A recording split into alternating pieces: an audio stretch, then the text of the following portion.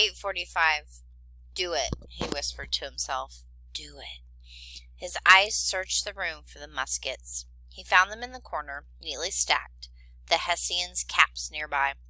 Caught between the hatred he felt towards the soldiers and his fear, he remained unmoving. Do it, his own voice told himself. Do what soldiers do. Pick up the gun. Make them pay for what they've done. He forced himself to look at the old soldier. He's cruel, he told himself. A murderer, an enemy. Silently, Jonathan moved across the room and picked up his own gun. Remembering how wet it had gotten, he set it back down and picked up one of the Hessians' gun. It lay across his hands. Do it, he heard himself say yet again. It's your duty. Near the guns lay the cartridge pouches. Jonathan removed one cartridge. Carefully, his fingers trembling, he went through the loading steps. This time he did it right. The tearing of the cartridge, the pouring in of the powder, weighting the ball, stuffing it into the muzzle, setting the firing grains in the pan until it was all set. Moving as quietly as he could, he went to the door and opened it. Gun in hand, he went out onto the porch and looked back in. He knew he would have but one shot, and then he would run. One shot. Taking a deep breath, he drew back the flintlock and lifted the gun, then positioned himself in the doorway, 1 foot in, 1 foot out. His body began to tremble as he aimed the gun directly at the old soldier. He swallowed hard. He closed his eyes. For a moment he saw and heard the fighting as it had been on the road. He opened his eyes and looked at the old soldier. His teeth clenched. He could feel tears on his face. Do it! He tried to pull the trigger. His fingers would not move. He could not shoot. Jonathan slowly let the weight of the gun carry the muzzle down. Swept by shame, he crept back in the house and, afraid he'd be found out, quietly unloaded the gun and put it back where it had been. After all the while, he kept wiping tears from his face with his fingers. Then, on unsteady legs, he went outside, threw himself on the ground, and looked up at the sky. 9 o'clock. The crisp night air had cut away the mist.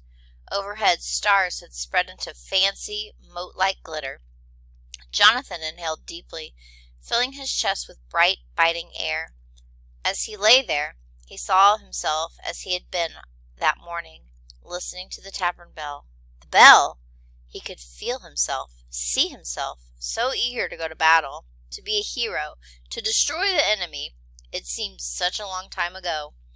Despair choked him. Why, he asked himself, had he done so little?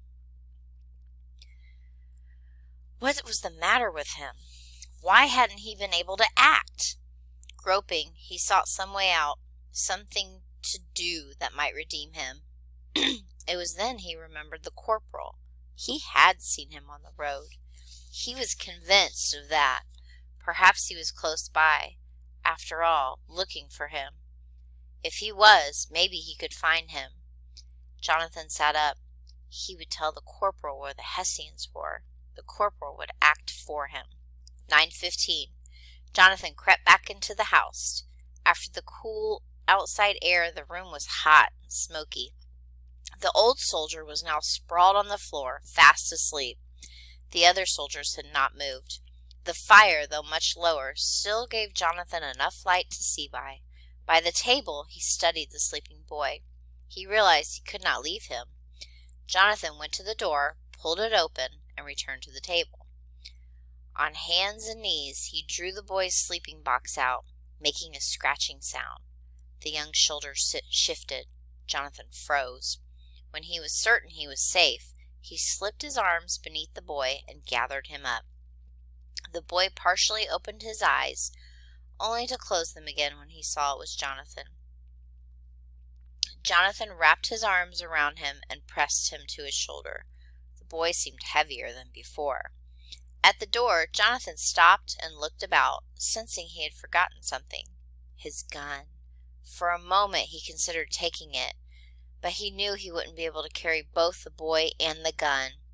Besides, it was too wet to be used. He turned and walked out the door, pulling it closed behind him. 9:30. Grateful for the moonlight, Jonathan walked a short distance from the house, holding the boy as best he could. His feet made hardly a sound. He had only the vaguest sense that he was crossing the field in the right direction. More than once he stopped, trying to find the direction from which he had come earlier in the day. That was his only plan, to find the road. Once he found it, he would walk north. Sooner or later, he was certain he'd come to the place he'd recognize. From there, he would somehow find the corporal. He shifted the boy on his shoulder. Unlike the first brief time he had carried him, this time the boy did not hold on. Jonathan knew he would not be able to carry him for all the miles he needed to go, but he had to go much further before he could take a rest. He looked back. The soft glow of the paper window in the house was nothing more than a spot of gold. Once more he adjusted his grip on the boy. Then he continued to move across the dark field. 9:45. Jonathan bumped against the wooden fence. It took him by surprise, but he felt great relief. The first part of his escape was done. He was safely away and hadn't noticed that he and the boy were gone. And they hadn't noticed he and the boy were gone. It was difficult to get over the fence. With the boy in his arms, he could not climb it. He had to lift him, put him over the rails, then lay him on the ground. It strained his arms, but he did it. The boy didn't wake. Then Jonathan climbed over. On the other side, he gathered up the boy again, placed him as high on his shoulder as he could. The boy stirred once, opened his eyes, and made a slight sound.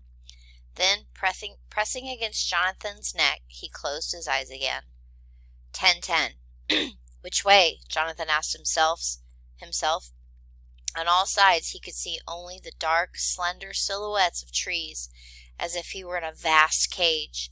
The road, he knew, was not far off, but which way, and how close?